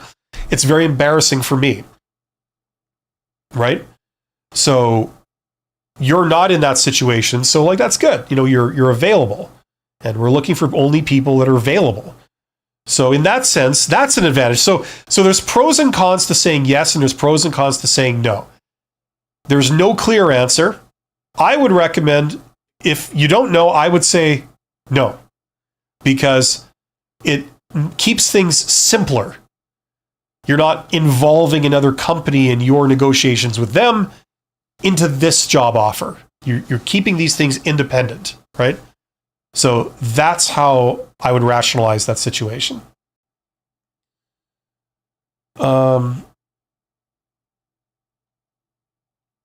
Okay, I gotta hurry up. Questions are starting to pile up here. Okay, so that was amazed. Alex says, I've also said in comments in something page from where I live that I like company values and pro-employee attitude. Is this okay? I don't know. Is that what they're looking for? Is that what they've said they're looking for? Like what's a pro-employee attitude? Is that like an anti-management attitude? Is that what that implies? You know, like the more rights and the more, stuff the workers get, maybe the managers might not be into that, So I don't know. I mean, it could be. I'm sure that'll appeal to some people, but maybe not others. The only thing that that they're looking for is stuff they've said in the job posting. They said, we're looking for someone with this, right? Now, if they've said we're looking for someone with a good pro-employee attitude or a good workplace attitude or something like that, it's like, okay, then maybe they're tuned into that. Company values usually are corporate BS, to be honest with you. A lot of them don't even make any sense, right? We care about safety, but yet we care about low cost. We also care about high quality products, yet we care about very short delivery times. They all contradict each other, right? It's meaningless. It's just like it's written more from the public relations department than it is from the operations department. You know what I'm saying? Or from corporate HR that actually governs a lot of how employees behave. Okay, now I'm a bit cynical. That's obviously not universal across the board, but there's a lot of cases of that. Ash says, something you mentioned about employment gaps and employers not wanting to take the risk feels like a bleak outlook for these folks, even if they explain the long gap the best they can. Yeah, I agree. That's why most people don't get hired like this. You see, this is you're finding one of the many flaws with the way that corporate recruitment goes about hiring employees, right? For a start, no one would ever change careers if this was the only way that they could get hired, right? Secondly, no one would ever have a non-standard career path if this was the only way people got hired, right? So there's a lot of flaws with it, and this is one of them. And it's very easy to see the flaws in using this methodology of hiring a candidate, right? There are many flaws with it. and you're wondering, like, well, that doesn't make any sense. Like, this looks like there's no room for me, right? Like, let's say you're a generalist, you got a degree in something, you ended up doing something else, and then you moved into a third thing, right? So what are you? Are you the thing you were trained in? Are the thing you did first? Or are you the thing you did most recently? Because they're three different things. You can't really find a job that combines all three of those. There's three separate things, right? So which is it? Well, if you went through a recruiter, the way corporate recruiters look at this is, first of all, they look at years of experience. Now, you've got three different things. You've got two jobs. The most recent thing you have, you got maybe 2 years experience. The job you had prior to that, you had 10 years experience, but you've been out of the game for 2 years. You got a work gap as far as they're concerned, right? You took this in school, so you're qualified to do this job, but you've never worked in that area. So how could you possibly think you're qualified? You see how recruiters think? Now, we all know that just because you might have the background that I'm describing, education in one area, 10 years job experience in a second area, and then the most recent 2 years job experience in a third area, we all know that people like that get hired every day. But they don't go through recruiters to get it. That's my point. They get those jobs on the hidden job market. They get by talking to a hiring manager. The hiring manager spends 2 minutes with you. They go, I can see you know your stuff. You're easy to talk to. You're professional. You know your stuff. We get along well. You're a serious candidate. If we have an opening, you're definitely a contender, right? 2 minutes. That's all it takes. Talking to a hiring manager, they can see that instantly. You know, talking to a recruiter, you'd be there for like half an hour trying to convince them that you're even a contender. And in the end, you don't get hired. You don't get dropped because of these silly requirements that they look for, right? Going through a recruiter is good if you have a standard traditional career path. You took accounting in school.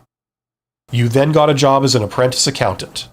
You then got your professional accounting designation. You then worked as an accountant for a prominent accounting firm. Then you moved up to a senior accountant and controller role in another firm, right? Nice linear career path. No work gaps, no other types of experience. That's the kind of candidate that they can place, that they understand, right? So those types of people would probably have more success going through a recruiter to get a job and applying to a posted job. But if you have a non-standard career path and you're up against a recruiter, they're going to judge you instantly. They're not going to see things like what some people refer to today as transferable skills. I'd say calling somebody a generalist. You know, there's a lot of value in working in different situations, seeing different ways of solving problems. You know, you realize that there's more than one way of doing everything. You also see all kinds of ways of solving problems that when you go to a certain place, you're bringing all of those with you, not just one way of doing things. You know, recruiters don't have any conception of those types of things. That's why you would go to hiring managers, because they're more tuned into that. Anyway, I'm going off on a tangent here. I did say I was going to speed up, and I've just slowed down. Okay, so Ash, it might seem like bleak, but yeah, going through recruiters is bleak. That's only for 20% of the jobs, and you got 80% of the candidates competing for those. It is bleak. That's why I try to get people to have more awareness of the hidden jobs. Is there no better way to gain their trust unless you just happen to encounter a rare but generous, forgiving employer willing to take? No. That's completely off base. Are you talking about recruiters? Yeah, it's hiring managers. Mehmet says, direct and short cover letters or long and standard sounding cover letters? No idea. One person requires a short one. The next person requires no cover letter. The third one requires a long cover letter. The fourth one requires a long cover letter about other things. There is no standard. You've got to figure out what specifically the people you're applying to want, because there is no standard. There is no need for a cover letter in this day and age. The whole point of a cover letter was it was the piece of paper You included it in an envelope when you mailed your hard copy of your resume to somebody by snail mail. They open the letter, they open the envelope, out pops the resume. They have no idea what it's for, what job are you applying to. That's why there's a cover letter that says, here's who I am, here's why I'm sending you this resume. It's for this job. You know, if you have any questions, please contact me here. Here's why I think I would be a good candidate. You know, just to summarize, I got this and this and this. That's what you're looking for. Please let me know, you know, if you want me to come in for an interview. I look forward to it. Right? That was the purpose of the cover letter. In this day and age, there's no need to have that. It's sort of like a second resume. Now, what people want on there, if they even require it at all, it runs the gamut. You know, there's all kinds of wants, wills, and needs, and they're all different, right? Some people want you to essentially rewrite your resume in paragraph form.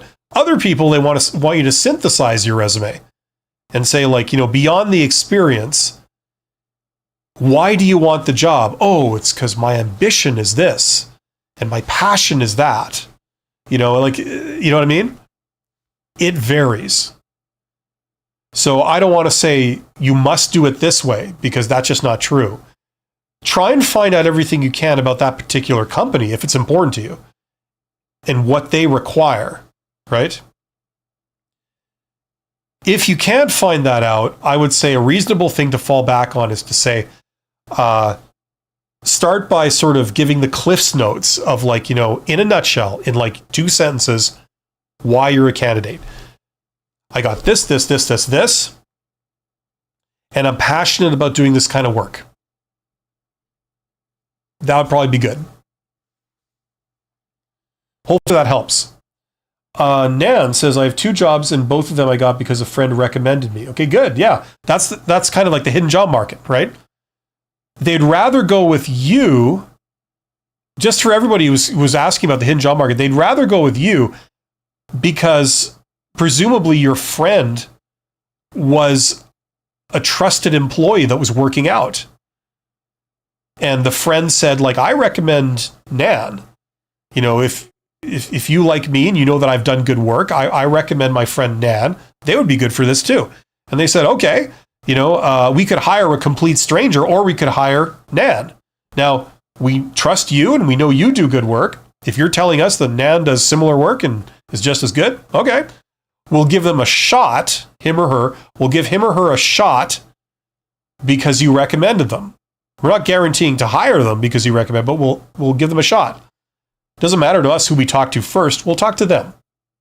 And if they work out, hey, you know, if you would work very well with them because you know them and you like them, you know, hey, you know, that's an added bonus, right? That's the hidden job market, right? Well, that's, I don't know if it's hidden, but it's certainly networking, right?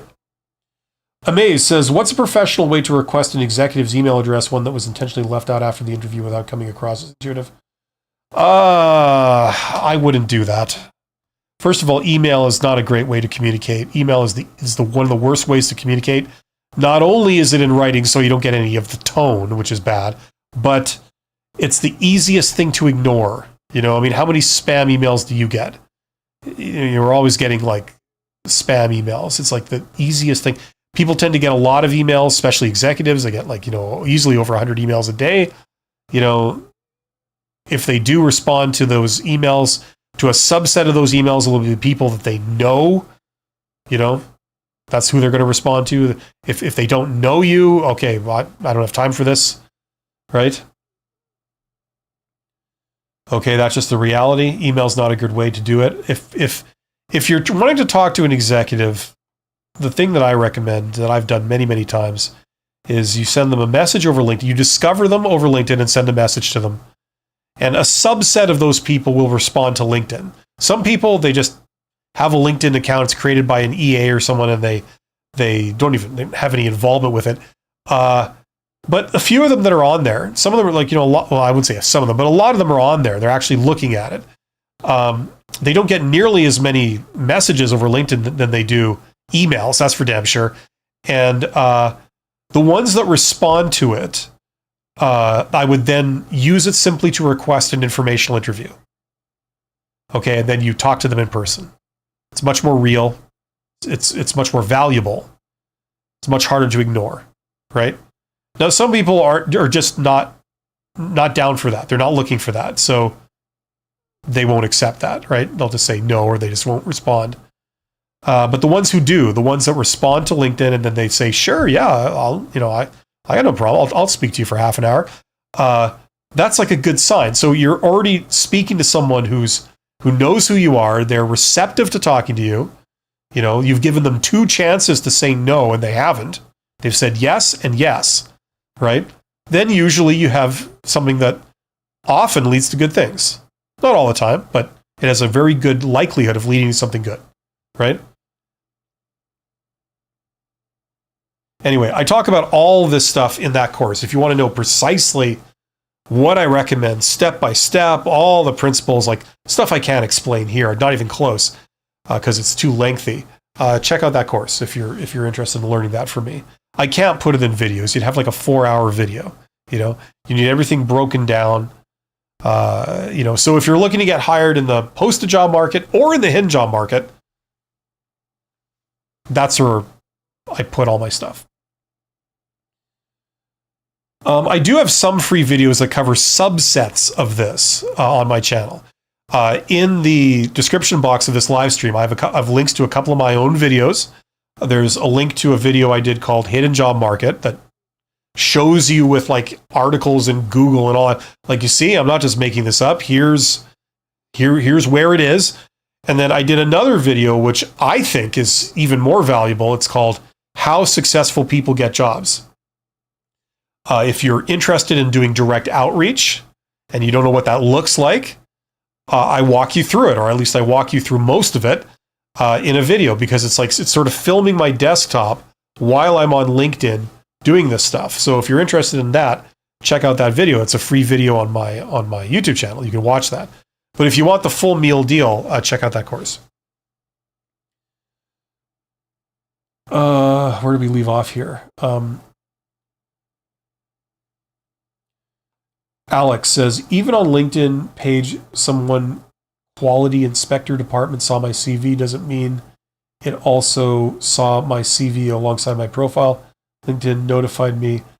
I don't know. I'm not like a user of LinkedIn that deals with resumes and recruiters. I don't do that stuff. So I'm not sure the technicalities of LinkedIn. If they saw this, does that mean that they saw that? I'm not sure.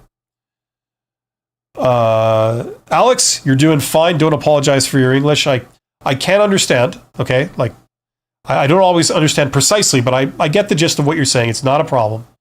You're doing pretty good for English being a second language. I'm bilingual. I speak French also.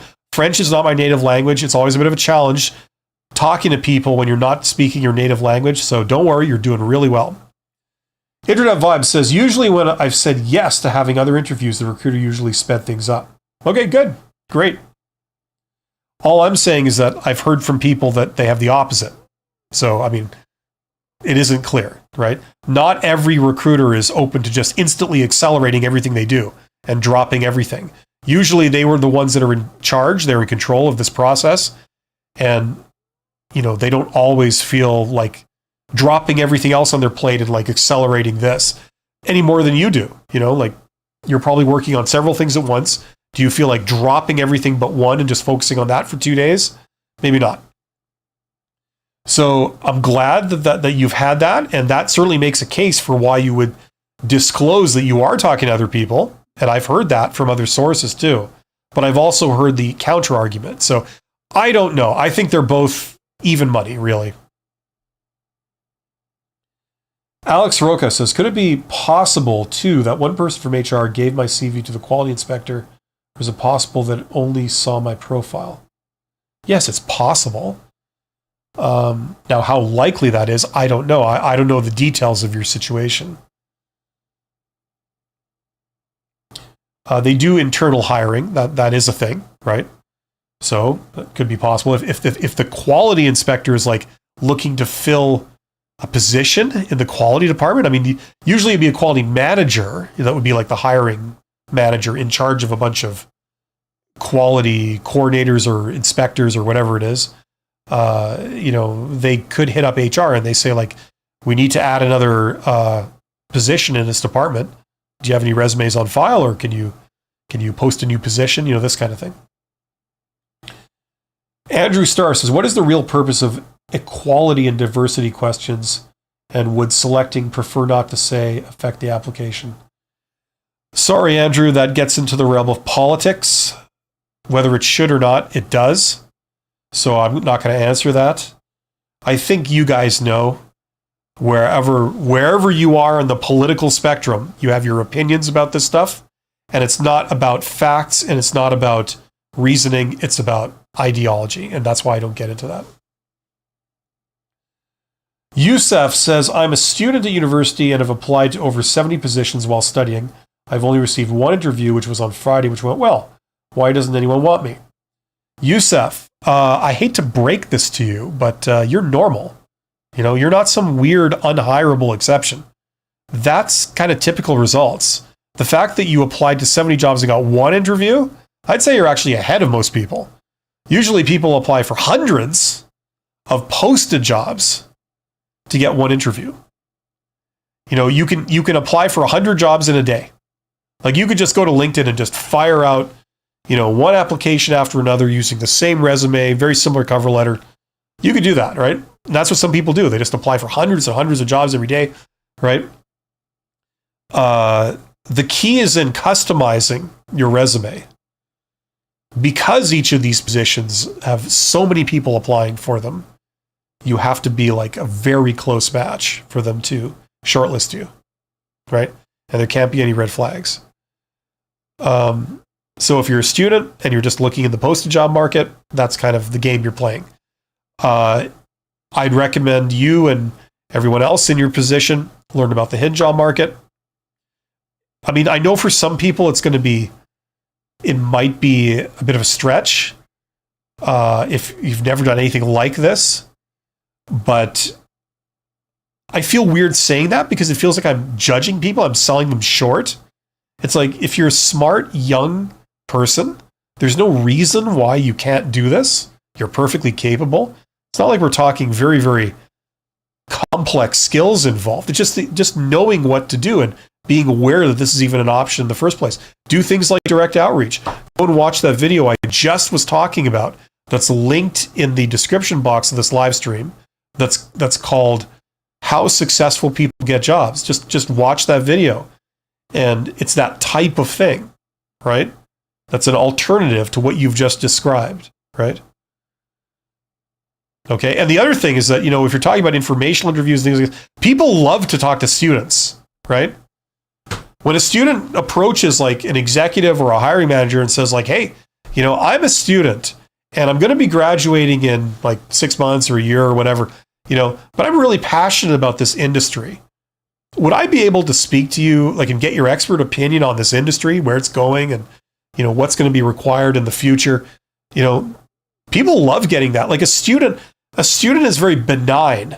This is not someone trying to sell you something. This is not someone with weird ulterior motives. It's like they like talking to students, so if you are a student and you have a LinkedIn profile that shows you're a student, you'd be a prime candidate for doing this kind of thing. So tune into that stuff, Certainly if you feel like you're not getting anywhere fast applying for posted jobs, even though 1 in 70 is actually not bad, Like I said, keeping in mind that you can easily apply for 70 jobs in a day, and a lot of people do.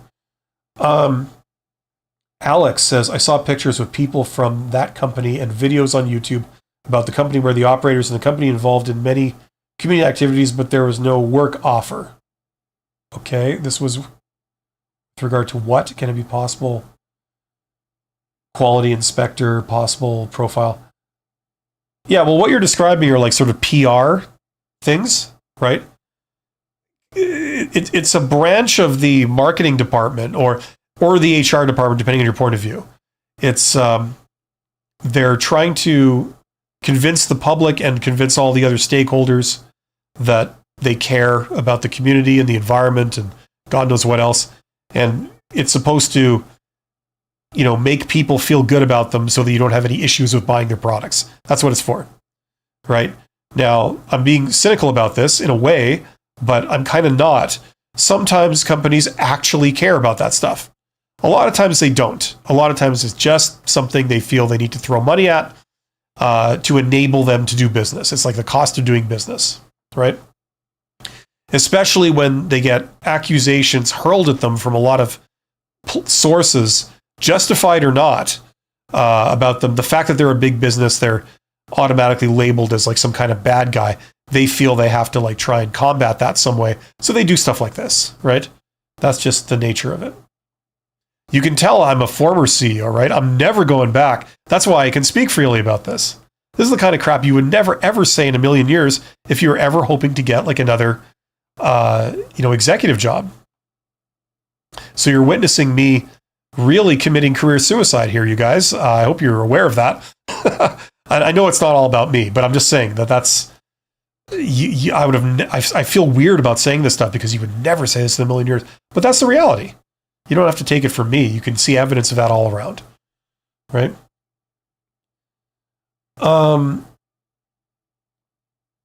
What? Just saw a bus ad about the company. Okay. Mohammed says, does the hidden job market really work with big oil and gas companies where you have to apply for a posted job globally and then you'd be... Of course it does. It applies to every industry. And then you'd have to be contacted by a global recruiter. Yeah, well, the recruiter is not part of the hiring process for the hidden job market. Alex says, I'm person that gives the CV in direct person. Is there a way to get a job without marketing aspect? What? In this age, you must really show that you appreciate a certain job so bad. Listen, Alex, you need to learn about people, okay? You know, if people come up to you and they say, you know, like someone, I don't know, wants to borrow your pen or something, and they're like, can you give me your pen, please? Like, you know, it sucks that I have to like ask for this. I wish like people would just see that I don't have a pen and they would just like give it to me. I mean, the fact that I have to ask you for this is just like annoying, you know? Are you going to want to give that person your pen? Are you going to want to work with them? No, right? But if someone came up to you and said like, hey, listen, you know, I'm sorry to bother you. You know, would I be able to borrow your pen just for a couple of minutes? I just got something I want to write. Is that okay? You know, you'd be like, sure, yeah, you know, here, have my pen. That's fine. Actually, you could keep it if you really need to. Right? It's the attitude, right? All of a sudden, I have no problem dealing with you, right? It's all about the attitude. Now, the way you're writing, okay, is you're talking about this stuff like you're outside of it. You're talking about like, oh, you know, do I have to show this and show that? It's like, well, you know, if you're not passionate about the job and you don't want to talk to these people and you don't care about what they have to say, it's like you're kind of starting out on the wrong foot. It's probably not going to go well for you. You know what I mean? You know what I'm saying? Like if there's a person that's the boss of a department of people and you think like, okay, I could be one of those people. Like they're all people that have the same skills I do. They have the same qualifications I do, right? You know? And, you know, you think like, okay, I'd actually like to talk to that person. You know, I'm actually curious about how they run their department, what their opinion is on this business, where do they think it's going. You know, I see them as like someone that's like a senior person in the area that I've chosen to study and to go into. So I would love to get their insights into, you know, how to do my job, how that job might change, what's the real value of my skills, how I could best help out, you know, like, you know, I would be genuinely interested to learn that. I would be honestly happy to talk to that person, and I would care about what they said to me, and I would take it to heart, you know? Now, if that's how you honestly feel, you'll probably go a lot further, right? Okay, I mean, maybe I'm being overly harsh. I don't know what you're like. I'm just going off this little couple of sentences you've written, okay? But I'm just using it to illustrate a point, right? If on the other hand, you've got and trust me, I understand. If you're between jobs and you're stressed out, I get it. The last thing in the world you care about is like how companies operate and what they think when it doesn't involve you. Like, I get that, and you've got more immediate concerns. But what I'm saying is that just like when you're asking the person for a pen, the side of you that they see will shape how they respond to you. You know what I'm saying? So that's a big part of like one of the principles that governs like all these rules of how you communicate with people, right? Okay.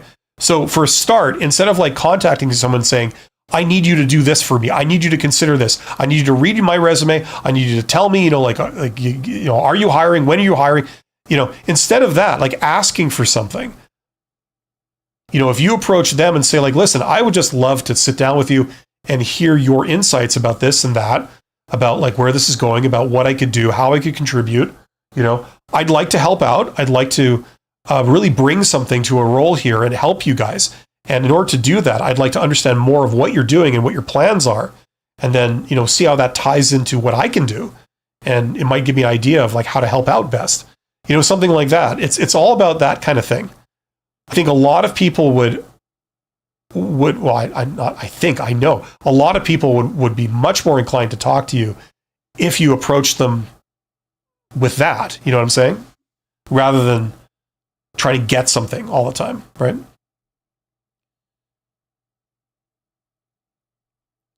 Hopefully that makes sense. Amazed, just clarification. I've just been interviewed by an executive and would like to send a thank you note. How can I request their email address without appearing in truth? Oh, okay. Don't they have that on their LinkedIn profile? Sometimes people put that in their contact information on their LinkedIn profile, so it could be there, right? The second thing is, it's kind of too late for you, Amazed, but if you've met the person, usually if you have a business card, you could exchange business cards. They give you a card right back. There's their email address, right? Something like that. You could have asked them in person. That'd be the best way to do it. The problem now is that if you say like, can I get your email address? Like now, it seems like, okay, you're going to like send them something. And you see your original interaction is now over, right? If you had asked them during the interview, they would have been much more inclined to say yes. But anyway, to answer your question, okay, you're sending a thank you. Say like, listen, thank you very much for giving me some of your very valuable time yesterday. I really found what you said fascinating. You certainly shared a lot of insights into this industry and this aspect and that aspect. I think that's absolutely fantastic. I look forward to doing this again if ever the opportunity comes up. And I really appreciate you taking the time. I neglected to get your email address when we spoke in person. Would you be able to send me that or something like that? Like that's maybe how you could phrase it, somewhere along those lines. Okay, so you're saying a lot of nice things like thank you. This was great. That was awesome. I really appreciated the way you took the time to explain this for me. I think that's very valuable knowledge that I now have. It slipped my mind, or I neglected to ask you for your email address or get a business card. Would you please be able to send me your email address? Thank you. Something along those lines. Sometimes Joey Plays says, hi, Bill. Hi, sometimes Joey Plays. That's a fascinating URL. Tell me more. GC John K says, you're 100% correct. I had a phone screen today, and a couple hours later, the position had been canceled. Yeah, that does happen. There's all kinds of shenanigans going on. That's why I recommend people look elsewhere than just posted jobs, but you got to go through it. Mohammed says, I had an interview with a big company last week in one department, and tomorrow I'm having another interview with the same company, but in a different department. Haven't heard back from the first one yet. Okay. Your thoughts? Have you applied for two different jobs? Is that what triggered this, Mohammed? Like in the same company, in two different departments? Or is this part of the same job? That's what I'm wondering. There's nothing necessarily bad about that, but I'm curious as to how that arose. You know what I mean? Sometimes you get jobs that span different departments, right? Like for example, somebody earlier in this stream brought up the role of quality inspector, right? Now, the quality inspector works in the quality department in the operations department, right? But sometimes, depending on what they're looking at,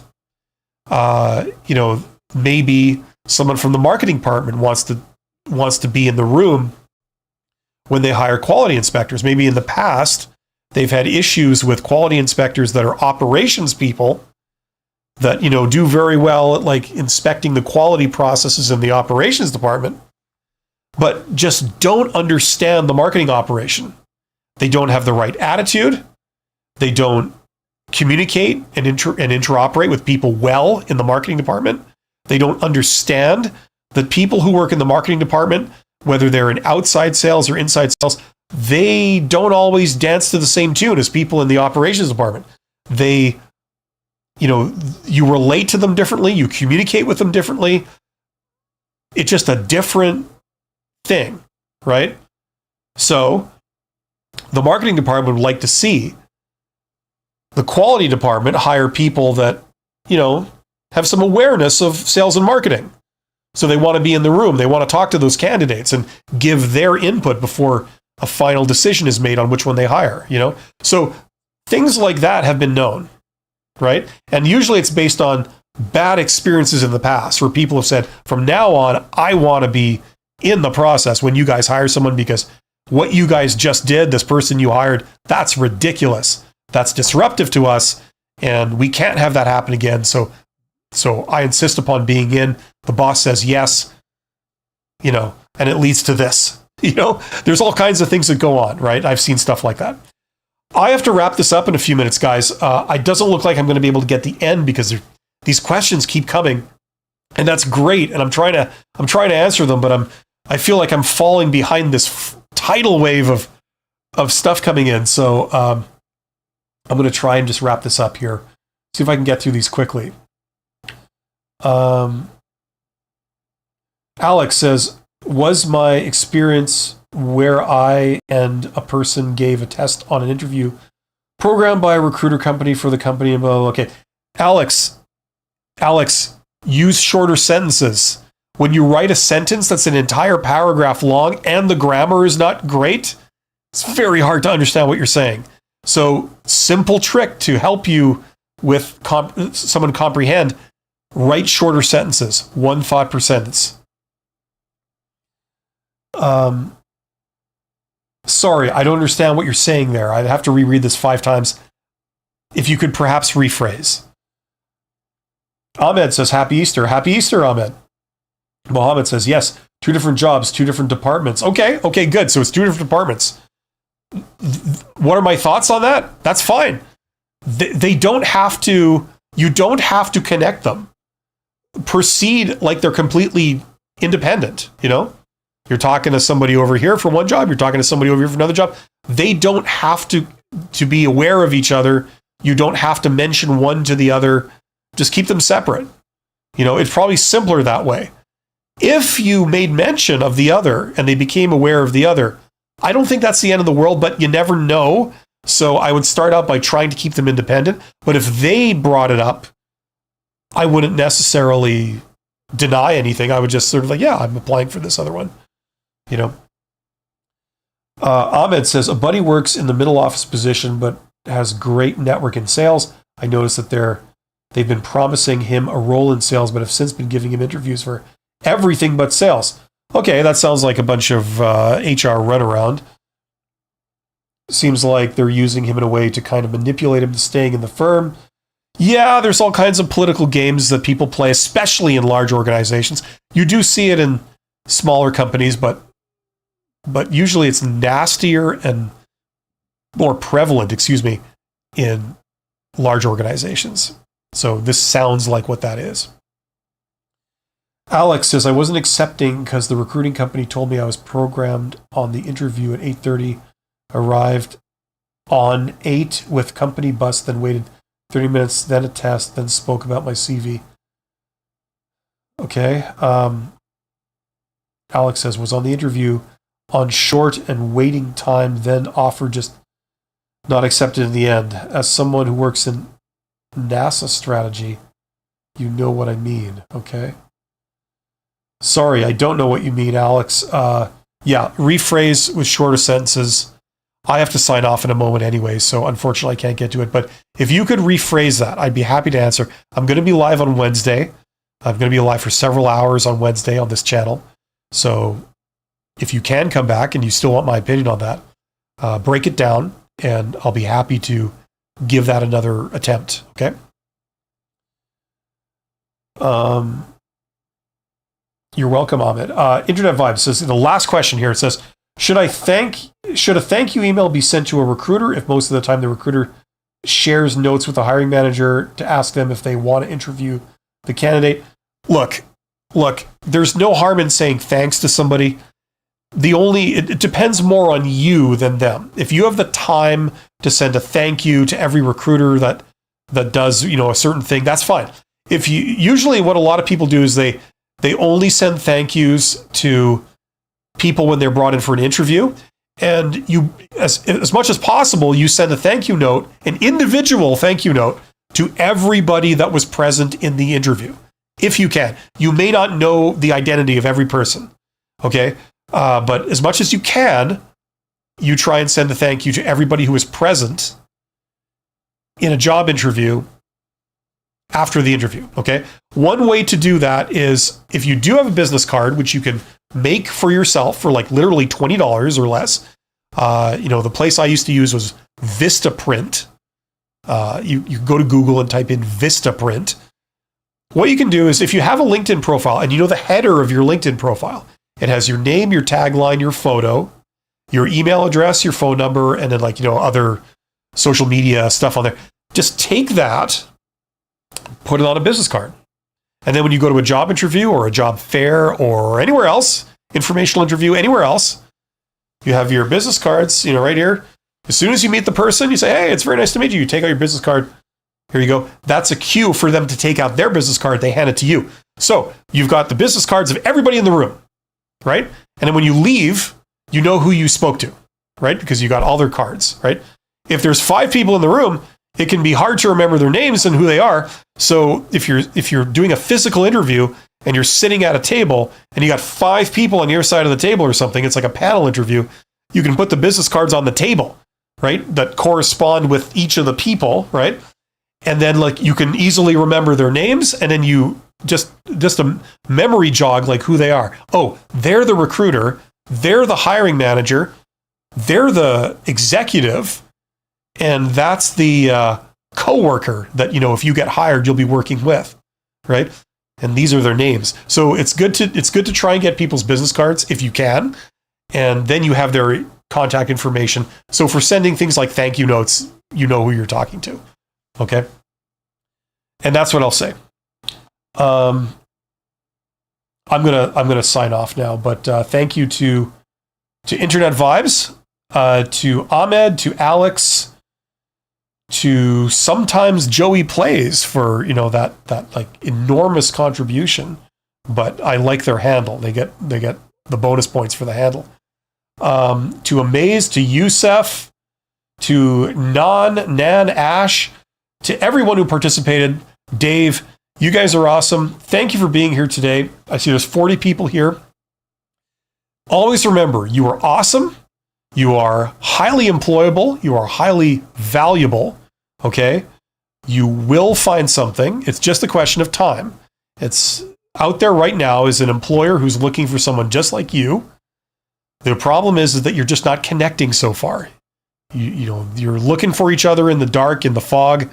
You're not connected. You just have to make that connection, and bam, it just works out. Okay, so that will happen. I'll be back on Wednesday live. So if you got any more questions, I'll do my best to answer them for you. Until then, I've got several courses. If you want to go that way with me, that's to really get all my stuff in one place, especially the stuff about the hidden job market and networking. You just can't explain that stuff in 5-minute videos. Just doesn't work. So this is the course I think most people will be interested in. There's a link to it in the description box under this live stream. check it out. I've also done FAQ videos where I answer questions about the course, so it's as transparent as possible, what you're getting and how it works. The other one I think people might be interested in is this one. I've sold a lot of those lately. This is, what it is when I got like a career job and I started out in my 20s, what I learned over several decades was, in order to climb the ladder, and like I eventually got up to executive and CEO, is you've got to tack on several things on top of your technical skills. So you start with technical skills, you got to add stuff on top of there.